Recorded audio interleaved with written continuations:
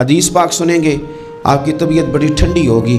میرے نبی پاک صلی اللہ تعالیٰ علیہ وسلم ارشاد فرماتے ہیں کہ جو بندہ سوال سے بچنا چاہے گا، ارادہ کرے گا اللہ میں نے کسی سے نہیں مانگنا، فرمایا جو سوال سے بچنا چاہے گا رب اسے سوال سے بچا لے گا، اور جو لوگوں سے بے نیاز ہونا چاہے گا کہے گا یا اللہ مجھے دنیا داروں کا محتاج نہ بناؤ، اپنی بارگاہ سے عطا فرما۔ جو لوگوں سے بے نیاز ہونا چاہے گا اللہ لوگوں سے بے نیاز کر دے گا، اور فرمایا جو صبر کا ارادہ کرے گا اللہ اسے صبر کی توفیق بھی عطا فرما دے گا۔ ارادہ تو کرے، پروگرام تو بنائے، توفیق تو اللہ دے گا۔ جو صبر کا ارادہ کرے گا اللہ صبر کی توفیق بھی عطا کر دے گا۔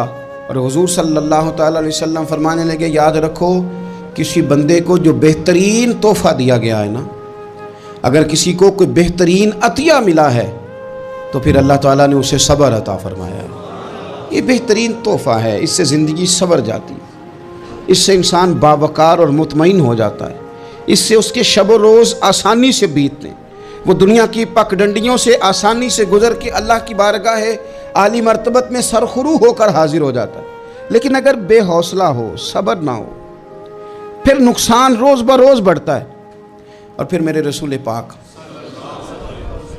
صلی اللہ تعالیٰ علیہ وسلم ارشاد فرماتے ہیں کہ اصل بات یہ ہے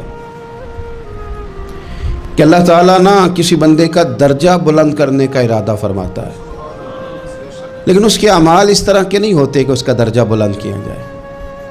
اب رب کیا کرتا ہے، اللہ تعالیٰ اس کو مال کی، جان کی، اولاد کی کسی مشکل میں ڈال دیتا ہے، اس مصیبت پر وہ بندہ صبر کرتا ہے تو اللہ تعالیٰ اس کا درجہ بلند فرما دیتا ہے۔ اعمال اس قابل نہیں تھے کہ درجات بلند ہوں، وہ اعمال کی بنیاد پر نہیں کر سکتا تھا تو اللہ نے کسی مشکل میں ڈال کے نا اپنے فضل سے درجہ بلند کر دیا۔ اب جو راہ طریقت کا مسافر تھا، جو سلوک کی منازل طے کر رہا تھا، جو اللہ رسول کے قریب جانے چاہ رہا تھا، اس کے لیے کتنی آسانی ہو گئی کہ مجاہدہ تو زیادہ نہ کر سکا، کثرت سے نفلی صوم و صلات کا بندوبست تو نہ کر سکا، تھوڑا سا صبر کیا، رب نے اپنا اور اپنے محبوب کا قرب عطا فرما دیا۔ تو یہ تو آپ صبر کرنے کے لیے جب نکلے ہیں تو آپ نے تو رب رسول کو پا لیا ہے۔ یہ صبر تو وہ والا سفر ہے جس کی جو منزل ہے وہ اللہ رسول کا قرب ہے۔ تو ہم لوگ تھوڑی تھوڑی باتوں میں حوصلہ ہار جاتے ہیں، صبر چھوڑ جاتے ہیں، پریشانی بڑھ جاتی ہے، پتہ نہیں ایسے محسوس ہوتا ہے کہ جیسے یہی بندہ دنیا کا سب سے دکھی بندہ ہے۔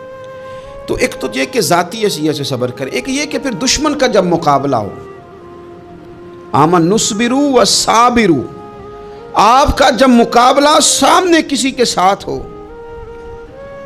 تو پھر تیر، تلواریں، اسلحہ، بندوقیں یہ نہیں زیادہ لڑتی، میدانوں میں حوصلے لڑتے ہیں، میدانوں میں صبر لڑتا ہے، میدانوں کے اندر توانائیاں لڑتی ہیں۔ میدان کربلا کے اندر کوئی مقابلہ نہیں تھا تیر کا تیر کے ساتھ، تلوار کا تلوار کے ساتھ کوئی مقابلہ نہیں تھا۔ میدان کربلا کے اندر ظلم کا صبر سے مقابلہ تھا۔ فتح کے ڈنکے یزید نے بجائے تھے، جشن ابن زیاد نے منایا تھا، لیکن قیامت تک اللہ نے جو فتح عطا فرمائی ہے تو وہ حسین ابن علی کے صبر کو عطا فرمائی ہے، وہ سیدنا امام علی مقام کے صبر کو ملی۔ عزیز بھائی، صبر ہی ہمیشہ فاتح ہوتا ہے، صبر ہی جیتا کرتا ہے، صبر ہی کامیابیاں دیتا ہے، نتیجے صبر کے نکلتے ہیں، صبر کے، حوصلے کے نتیجے ہوتے ہیں۔ ہماری جلد بازی ہمیں شکست خوردہ کر دے گی، ہمارا حوصلہ نہ ہونا ہمیں ہرا دے گا، ہم کمزور پڑ جائیں گے اگر ہم بے حوصلہ ہو جائیں گے۔